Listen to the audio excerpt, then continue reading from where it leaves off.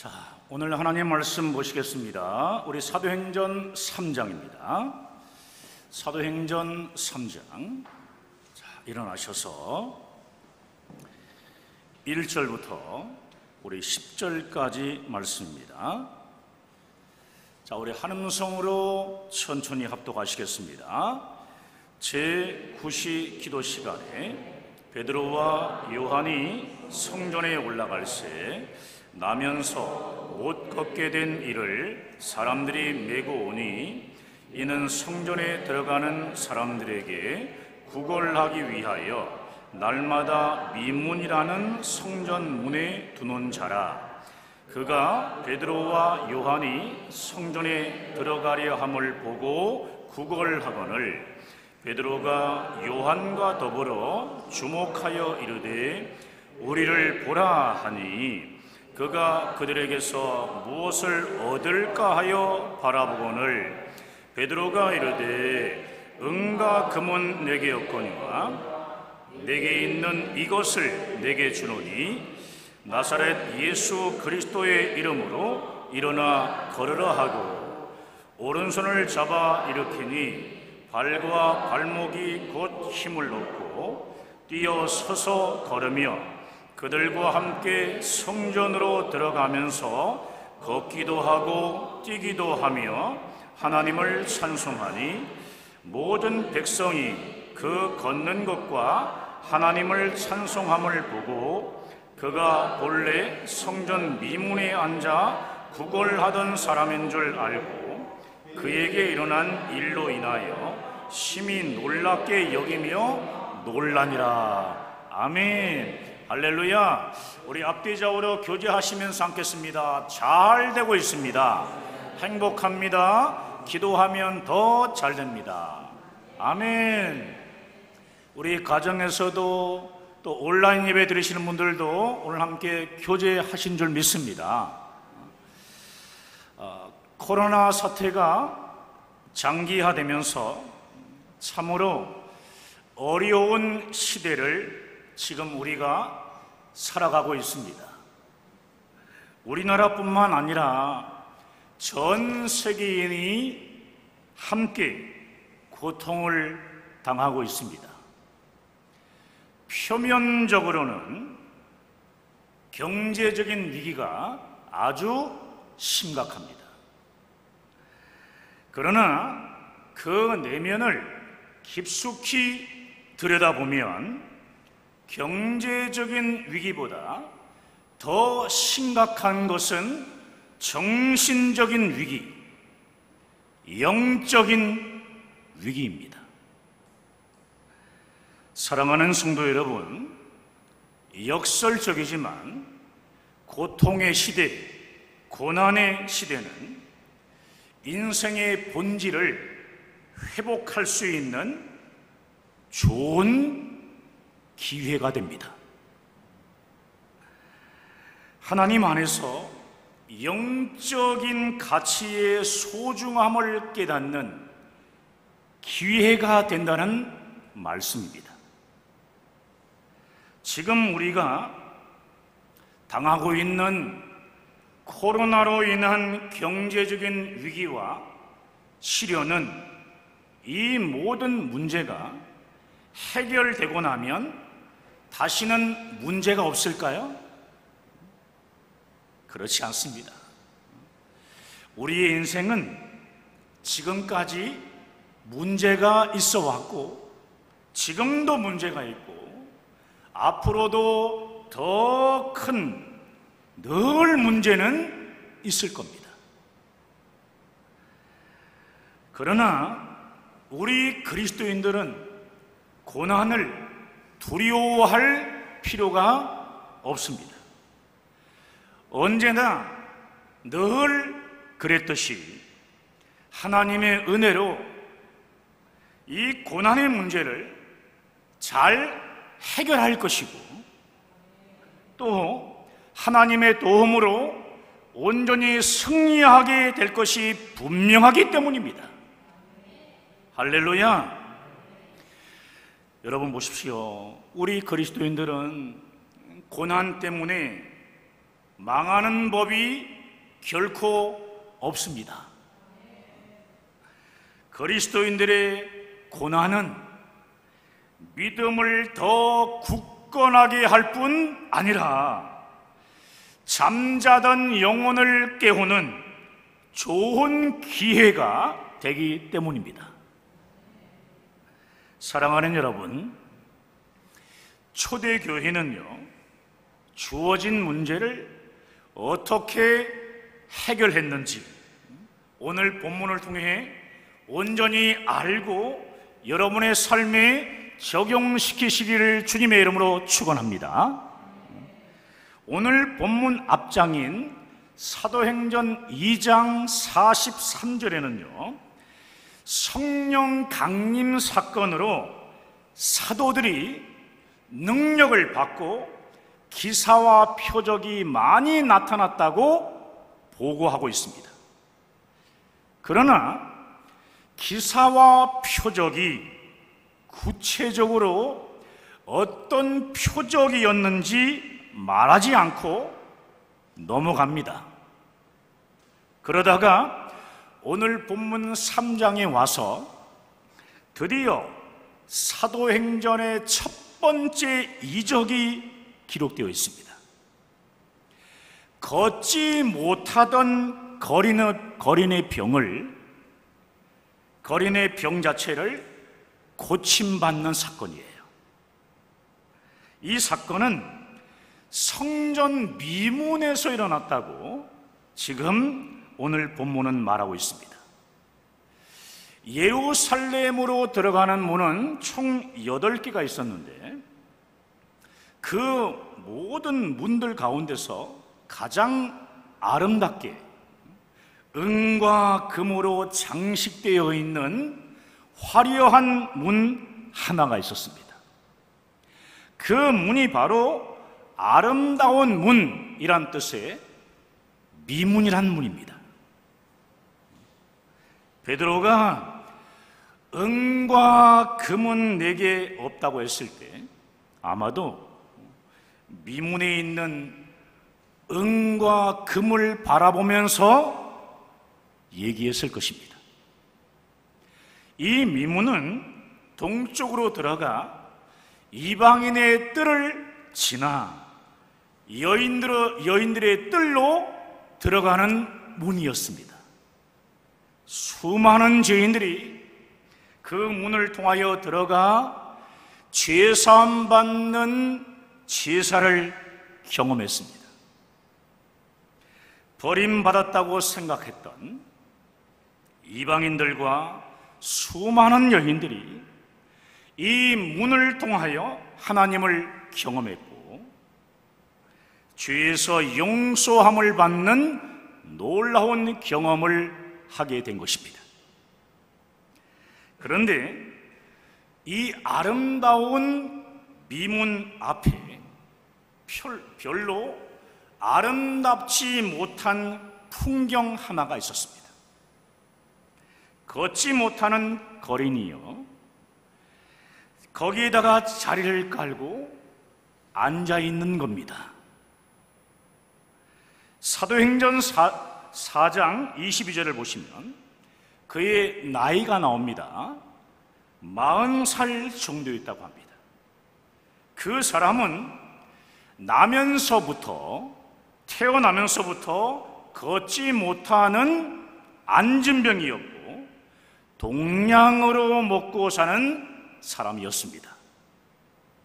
다른 사람이 성전 미문까지 데려다 주어야 돈 몇 푼이라도 동량할 수 있는 아주 불쌍한 사람이었습니다. 그런데 이 안진뱅이 거리는 성전 미문에 자리를 깔고 앉아 있었지만 속죄의 제사를 드리는 성전 안에는 들어가 본 적이 없습니다. 성전 안에서 어떻게 제사가 이루어지고 있는지, 짐승의 피로 어떻게 속죄가 되는지 그에겐 알 바가 아니었고 아무런 관심도 없었습니다. 만약에 관심이 있었다고 하면은 자신을 성전 안으로 데려가 달라고 분명히 부탁했을 것입니다. 당시 어떤 사람들에게는 평생의 소원이 뭐였냐면 예루살렘 성전을 한번 방문하는 것이었습니다. 그래서 돈을 모으고 또 모아서 예루살렘 성전을 방문하곤 했습니다. 그런데 오늘 본문에 나오는 이 거리는 늘 성전 미문에 앉아있는 사람이었지만 예배자들이 던져주는 돈 몇 푼 외에는 아무런 관심이 없었습니다. 그런 점에서 걷지 못하는 거리는 대단히 상징적인 인물입니다. 우리 중에 예배의 자리에 앉아는 있는데 마음과 생각 그리고 관심이 다른 엉뚱한 곳으로 가 있는 분 있습니까? 만약에 그런 사람이 있다면 그 사람은 성전 미문에 앉아서 구걸하고 있는 안진뱅입니다. 도무지 하나님을 영으로 만나는 예배에는 관심이 전혀 없고 억지로 앉아있을 뿐입니다. 그러나 이 자리에는 예수 그리스도의 속죄의 피가 흐르는 영적인 예배를 통해 평생의 소원을 이룬 사람들도 있습니다. 이런 사람들은 예배를 통해 선포되는 예수 그리스도의 십자가의 복음을 듣고 믿음으로 영생의 문제, 구원의 문제를 해결받은 사람들입니다. 이런 사람들은요, 예배를 통해 예수 그리스도의 십자가 복음을 듣고 그 말씀이 믿어져서 믿음으로 영생의 문제, 구원의 문제를 회복받은 사람인 줄 믿습니다. 인생의 목표와 꿈이 하나님 나라로 완전히 달라진 사람들입니다.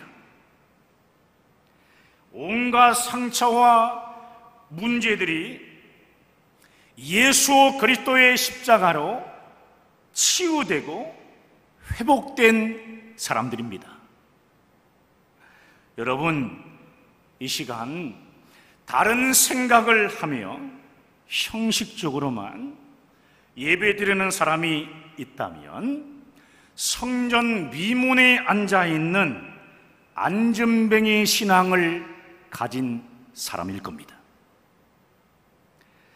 더 이상 지체하지 말고 지금 이 시간 바로 성전 미문에서 예루살렘 성전 안으로 들어가야 합니다. 하나님의 은혜 안으로, 예배 안으로 예수 그리스도의 십자가 복음이 선포되는 말씀 안으로 찬송과 기도 속으로 지금 바로 들어가야 한다는 말씀입니다. 아멘이십니까? 그렇습니다. 인생을 우리가 살다 보면 병이 들 때도 있습니다. 그러나 마음까지 병들면 안 됩니다. 몸은 안진뱅이로 일어서지 못할 때도 있습니다. 그러나 마음은 건강하게 뛰며 하나님의 비전으로 날 수 있는 사람, 그가 바로 신앙인입니다. 할렐루야. 경제적으로도 마찬가지입니다. 지금 굉장히 어려워졌다고 영혼까지 위축되어 살아가면 안 됩니다. 사업 한두 번 실패했다고 인격 파탄자, 신앙의 실패자가 되어서는 안 된다는 말씀입니다. 몸이 아프고 불편해도 하나님의 은혜 안에서 심령이 건강한 사람, 세상 일에는 실패했지만 신앙생활은 성공한 사람, 돈은 다 잃었지만 예수 그리스도의 십자가 복음으로 신앙을 되찾은 사람, 환경은 어렵고 지금 불편해도 영혼에 참된 자유가 있는 이런 멋진 사람이 되어져야 하지 않겠습니까? 예수 그리스도를 믿음으로 구원받은 하나님의 자녀가 되었다면 이 세상에서 가장 성공하고 승리한 인생입니다. 할렐루야. 그렇습니다. 사랑하는 성도 여러분, 지금 세상은요, 과거 그 어느 때보다도 가장 심하게 교회를 비판하고 있습니다. 마땅히 교회는 그 비판에 귀를 기울이고 교회의 사회적 책임을 분명히 감당하려고 애써야 합니다. 그러나 그 비판들은 교회를 미워하는 세상의 생리 때문에 역사 가운데 언제나 동일했습니다. 늘 있어왔던 일이었다는 것도 우리는 반드시 기억해야 합니다. 예나 지금이나 교회를 비판하는 것은 동일하다는 것입니다. 세상은 이상할 정도로 기독교를 집중적으로 공격하며 비판합니다. 다른 종교에도 많은 비리가 있을 것이고 큰 잘못이 분명히 있는데도 불구하고 유독 기독교, 특히 교회를 집중 공격합니다. 교회가 잘못이 없다는 말이 결코 아닙니다. 교회가 반성하고 자성해야 할 이 부분들이 분명히 있습니다. 그런데 우리가 간과하지 말아야 할 것이 있습니다. 그것이 뭐냐 하면 세상이 유독 기독교를 집중 공격하고 있다는 사실입니다. 어찌 보면 이런 현상들은요, 당연한 것입니다.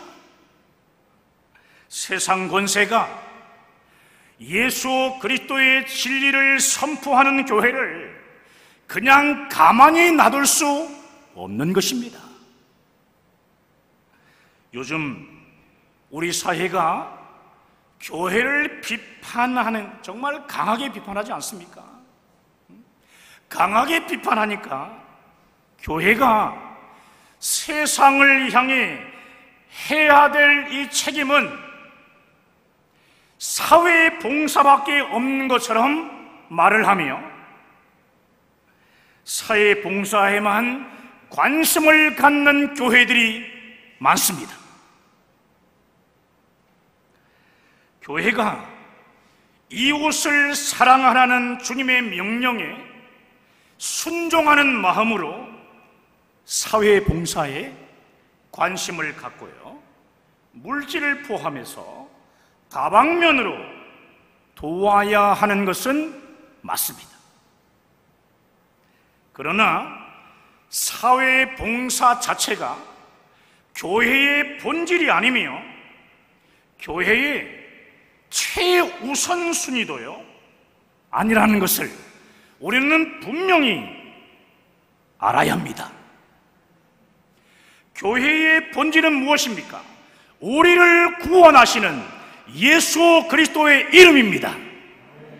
우리를 구원하시는 예수 그리스도의 이름이 교회의 본질입니다.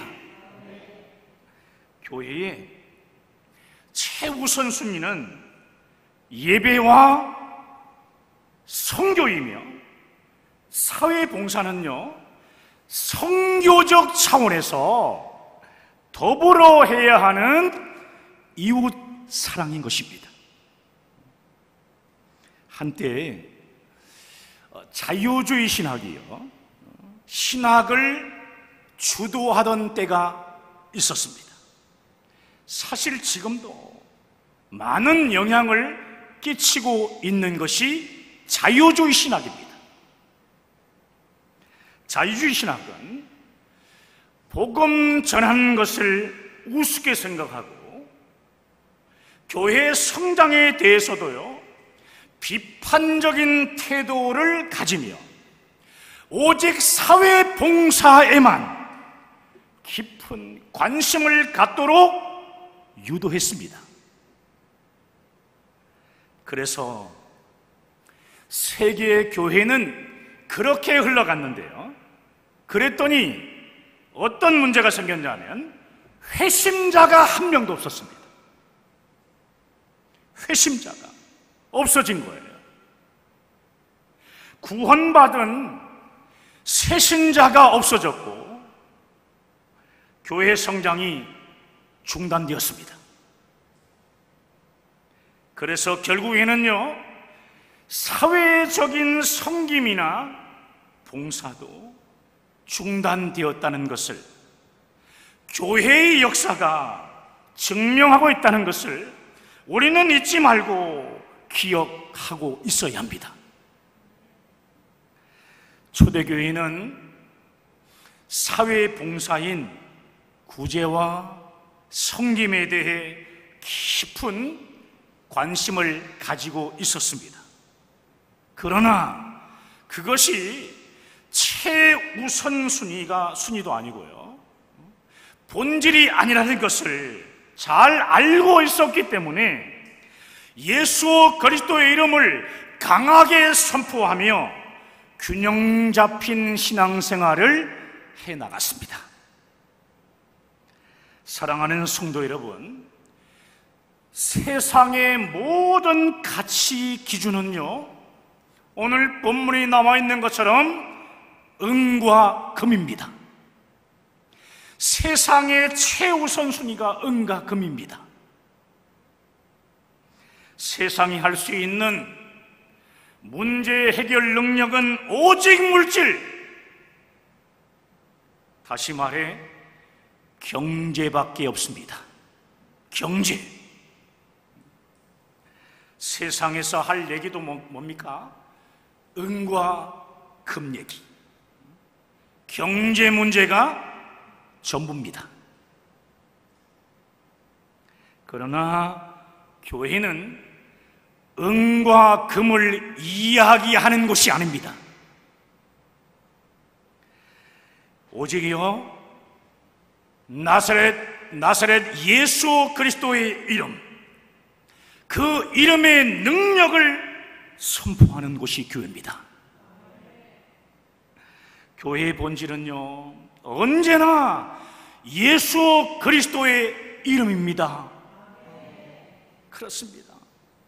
세상이 가지고 싶은 것과 하나님이 주고 싶은 것이요 하나님이 주고 싶은 것이 다를 수 있어요. 세상이 교회로부터 얻고 싶은 것과 정작 교회가 세상을 향하여 줄 수 있는 것은 다르다는 말씀입니다. 교회는 구제를 잘 하려고 늘 노력해야 합니다. 그러나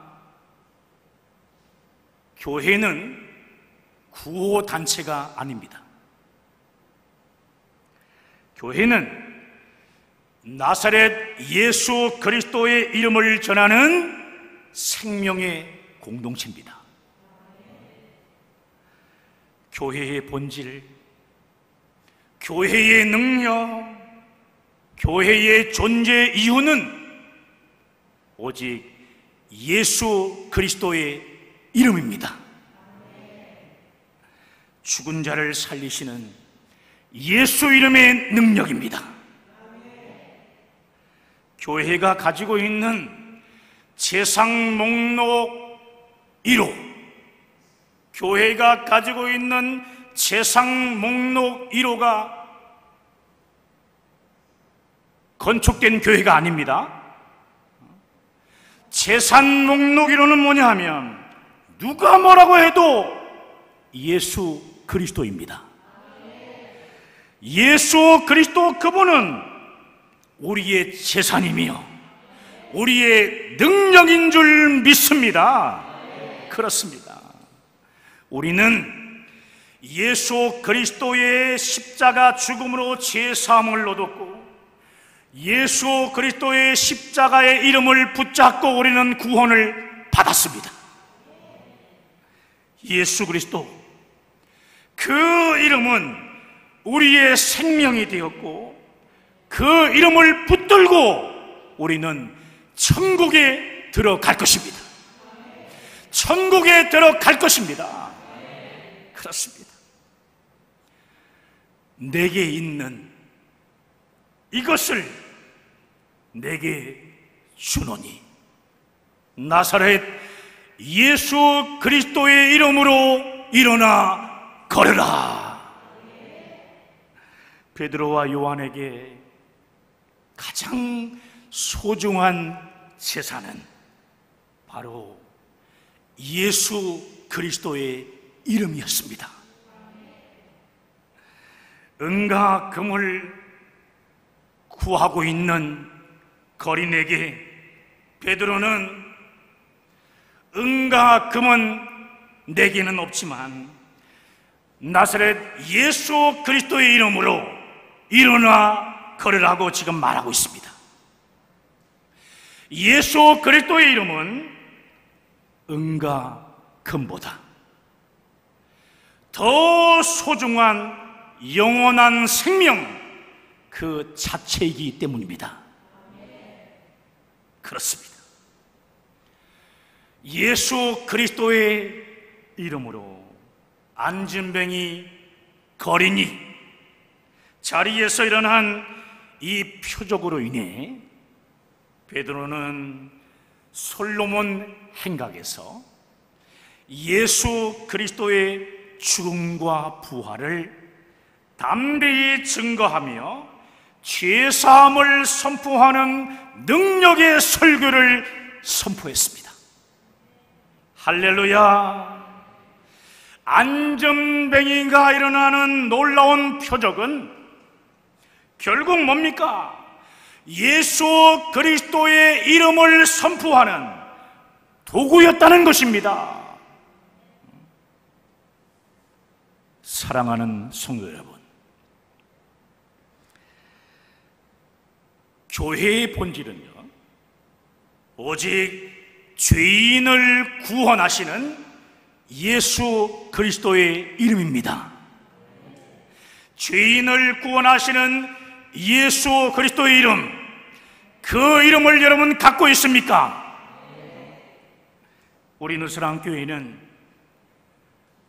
초대교회처럼 예수 그리스도의 이름을 온 세상에 증거해야 합니다. 은과 금이 아닙니다. 예수 그리스도의 이름이, 그분의 죽음과 부활이 우리 교회를 통해서 잘 증거되어져야 합니다. 그 어느 때보다도 지금 예수 그리스도의 이름이 증거되어야 할 때가 바로 지금입니다. 가장 힘들고 어려울 때 해야 할 것이 있습니다. 예수 그리스도의 이름을 선포하는 것입니다. 그러면 우리가 살고 그 말씀을 들은 사람들도 삽니다. 늘사랑교회를 통해서 이 시간 예비하는 우리를 통해 죄인을 구원하신 예수 그리스도의 이름이 온 세상에 증거되시기를 주님의 이름으로 축원합니다. 축원합니다. 할렐루야. 오늘 말씀을 붙잡고요, 우리 함께 기도하길 원합니다.